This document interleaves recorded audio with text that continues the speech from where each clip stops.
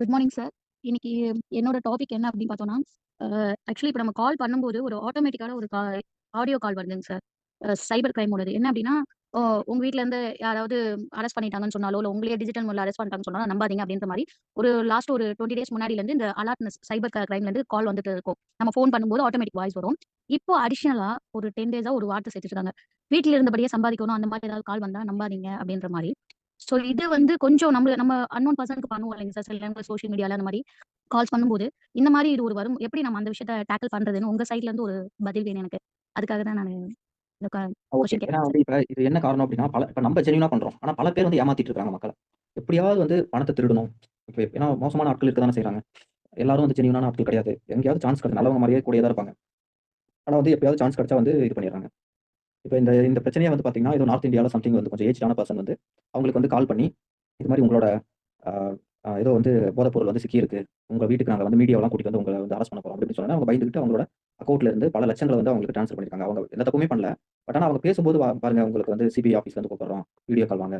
அப்படின்னு சொல்லி ஏமாத்துறாங்க. அதே மாரி ஆன்லைன் ஜாப்ன்னு சொல்லியுமே நெறைய பேர் வந்து ஏமாத்தியிருக்காங்க.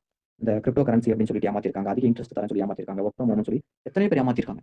அதனால என்னன்னா வந்து கொஞ்சம் வந்து இந்த மாரி இது வந்து கொஞ்ச நாள் இருக்கும். அதுக்கப்புறம் இத வந்து எடுத்துருவாங்க. இதுக்கு முன்னாடியுமே பல டைம் வந்து கொரோனா பத்தி ஒரு ஆடியோ வந்திருக்கு. இந்த மாரி வந்து அப்பப்போ வரதான் செய்யும். இது வந்து ஒரு அவேர்னஸ். இந்த அவேர்னஸ் கொஞ்ச நாள் கிரியேட் ஆகி இது அதுக்கப்புறமேட்டு வந்து அத எடுத்துருவாங்க. இந்த ஆடியோவ. ஏன்னா இந்த மாரி வந்து ஒவ்வொரு டைமும் வந்து ஒரு செட் பேக். இப்ப வந்து பாருங்க இந்த மைவி 3 வந்த புதுசுல இந்த இஷ்யூ வந்த புதுசுல தமிழ்நாட்டுல கோயம்புத்தூர்லலாம் போராட்டமே நடந்துச்சு. அப்ப வந்து நம்ம பிசினஸ்க்குமே அது சேலஞ்சிங்கா தான் இருந்தது. ஏன்னா இந்த இண்டஸ்ட்ரியில எங்கேயாவது ஒரு பிரச்சனை வரும்போது, இந்த இண்டஸ்ட்ரி ரிலேட்டடா ஒரு பிரச்சனை வரும்போது கண்டிப்பா அதோட இம்பாக்ட் நமக்கு இருக்கும். எக்ஸாம்பிள் எடுத்துக்கோங்களேன். மேகின்னு ஒரு கம்பெனி. மேகின்னு ஒரு noodles company. Long back ago உங்களுக்கு ஒரு சிலருக்கு ஞாபகம் இருக்கும்னு நெனைக்கிறேன்.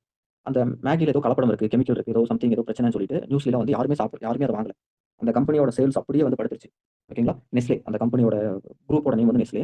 நெஸ்லே அப்படிங்கிற கம்பெனில நெறைய ப்ராடக்ட் வருது. அது ஒரு எஃப்எம்சிஜி ட்ரெடிஷனல் கம்பெனி.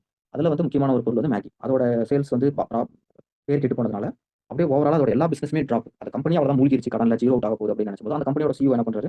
அவரு அந்த பொருள கொண்டு போய் நெறைய லேப்ல குடுத்து டெஸ்ட் பண்ணி, இல்ல இது எங்க கம்பெனி எங்க ப்ராடக்ட்ல எந்த ஒரு இதுவுமே இல்ல. அது வந்து வதந்தி அப்படின்றாரு. லேப் டெஸ்ட் குடுக்குறாரு. அதுக்கப்புறமேட்டு வந்து திரும்ப வந்து ஒரு சில நாட்களுக்கு அப்புறம் வந்து புதுசா வந்து கேம்பெயின் குடுக்குறாரு. அ திரும்ப இந்த பொருள திரும்ப வந்து பிராண்ட் பண்றாரு. திரும்ப வந்து அதே மேகி தான். அதே தான். இப்ப எல்லாருமே வாங்கி சாப்பிடலையா? யோசிச்சு பாருங்க. எல்லாம் மறந்துட்டு இப்ப வாங்கி சாப்பிடலையா? ஐயோ! அப்ப இருந்த கம்பெனியோட சேல்ஸ விட இப்ப 2, 3 மடங்கு வந்து அதிகமாயிருக்கு. அதோட நெட் வொர்த் அது வந்து அதிகமாயிருக்கு. எப்படி நடந்துச்சு? அந்த மாரி ஒரு இக்கட்டான சிச்சுவேஷன்ல கம்பெனி இழுத்து மூடிட்டு போயிடலாங்கிற அளவுக்கு அந்த கம்பெனியில இருக்கக்கூடிய எல்லா ஷேர்ஸ் எல்லாமே டவுன். கிட்டத்தட்ட வந்து மோர் தென் 60% மேல வந்து அதோட இன்வெஸ்டர்ஸ் எல்லாமே வாங்கிட்டாங்க. பேக் வாங்கிட்டாங்க.